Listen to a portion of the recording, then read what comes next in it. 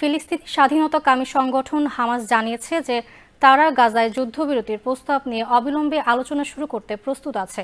এদিকে গাজার বেসামরিক প্রতিরক্ষা সংস্থা জানিয়েছে ইসরায়েলের চলমান হামলায় 50 জনেরও বেশি নিহত হয়েছে। সোমবার ওয়াশিংটনে সফরে যাবেন ইসরায়েলের প্রধানমন্ত্রী বেনিয়ামিন নেতানিয়াহু।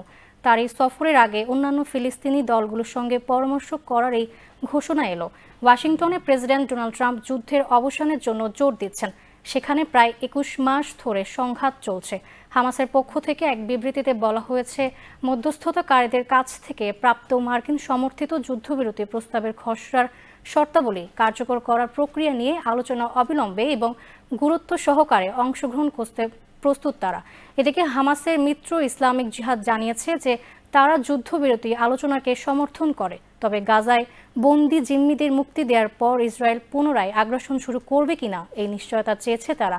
শুক্রবার এয়ারফোর্স ওয়ানে হামাসের প্রতিক্রিয়া সম্পর্কে জিজ্ঞাসা করা হলে ট্রাম্প বলেন, এটা ভালো, তার আমাকে এই বিষয়ে এখনো বিস্তারিত কিছু জানায়নি।